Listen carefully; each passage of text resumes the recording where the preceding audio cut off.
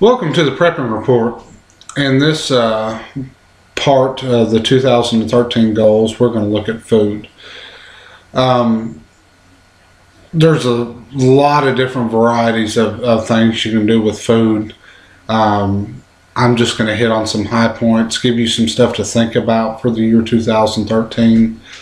We're going to do some videos here in the future about different methods of storing foods and some cheap budget items that you can do. But the first thing we're going to think about is our 30-day supply.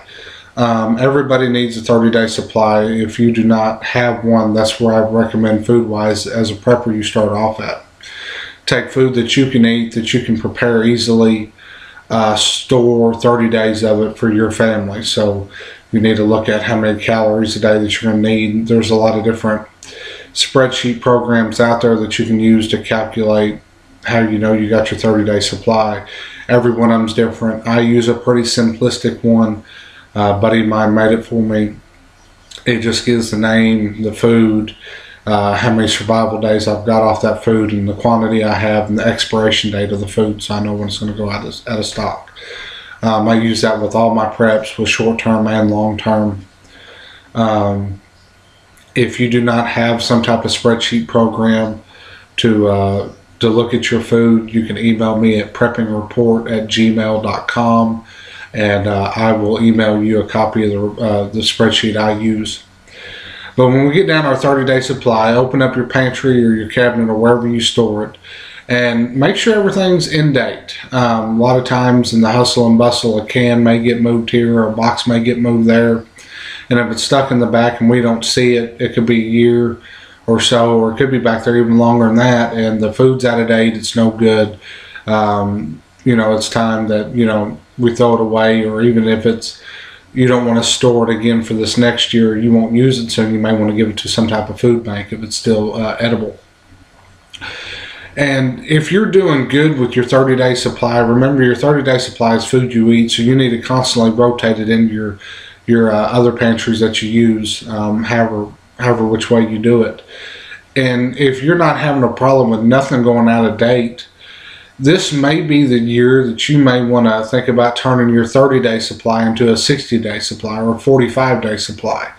What that does, if you notice in my past couple of videos on 2013 goals, to me the first 2 months or 60 days is going to be the hardest and most stressful. If you can take the first 60 days and use regular food that you get out of the grocery store, it's going to make that transition period a lot easier and a lot better and a lot more comfortable. So if you're not throwing your food away out of your 30-day supply, and you're able to get that into a good rotation, I hope that you're not. I hope you are rotating your food. If not, you're wasting money. But if you are, and you think that you can spread that 30 days into a 60-day, that would be one of the goals that I would think about doing this year. Like I said, the first 60 days are most important. If you're living off your normal food, whether it be Velveeta shells and cheese, or tuna, or canned meats, or whatever that you use within your normal daily lives, it would be a whole lot better if you can extend that out some. And it may not be a 60-day supply. It may be a 45-day supply. You may want to start off with 45 days first. Make sure that you can do that without any of your food going out of date, and then decide you may want to do a 60-day supply. It's just something to consider, something to mess around with. That's one of my goals that I'm going to be messing with this year, is trying to up my inside pantry storage and not my long-term storage, with making sure that we rotate it on a daily basis. The second thing is with your storage food. Examine your cans. Make sure all of them are not dented, not broken. I'm sure they're not. Most people have nice shelves that they put them on, but just go through and examine your cans. Make sure everything's looking good. But then also examine exactly what type of food you got. And most people can make meals with what they got long-term storage. A lot of people buy the Mountain House spaghetti or the chicken Alfredo. But if you're not, you're buying TVP and rice and other things, make sure that you can make meals out of everything you got. It sounds kind of retarded or dumb to say that, but there's some people that will just buy stuff on sale, and because they can buy 12 cans of beef TVP at $8 a can, they're going to buy it. But you've got to have some type of menu to put that on. So make sure all your storage food, you have a menu for it and you can be able to serve it and everything's good. With that, just 2013 goal would be store more long-term storage food. Another thing to think about, if you don't store wheat and you don't have a wheat grinder, this may be the year that you're going to think about dumping some money and get you a country living grain mill or another type of grain mill, and go ahead and buy the buckets of wheat, or if you bag your own wheat, go down to a grain store and get some wheat, and go ahead and start storing it for the future. Then finally, every year think about renewable foods. How's your garden? If you're doing good with your garden, can you expand your garden? You know, it might take a little bit of work, but if you make your garden a little bit bigger, that's a little bit more canned food that you can can. Plant some fruit trees this year. If you have the space to put in some apple trees or whatever type of fruit trees that you like to eat, go ahead and start planting those. It's a great source of renewable food.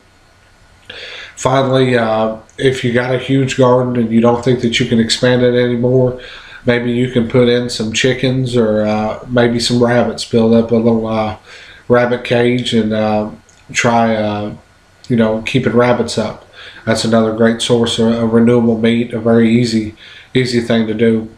Just go through and look at your 30-day supply. Make sure it's all good. See if maybe you can expand it. Look at your stored food.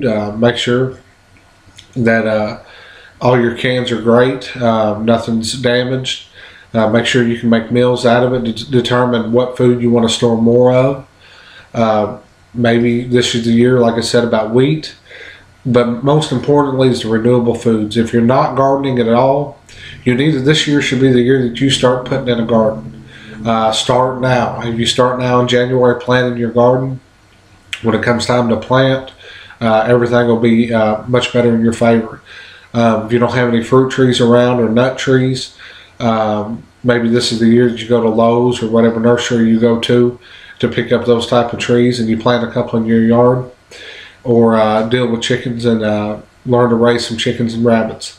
Like I said, just examine your foods, make your goals for this year. Now is the time to determine what you want to do food-wise for 2013. Thank you for watching my videos. Be sure to share and subscribe. You can also join me on Facebook for discussions of preparedness topics and preparedness news. And remember, chance favors the prepared mind.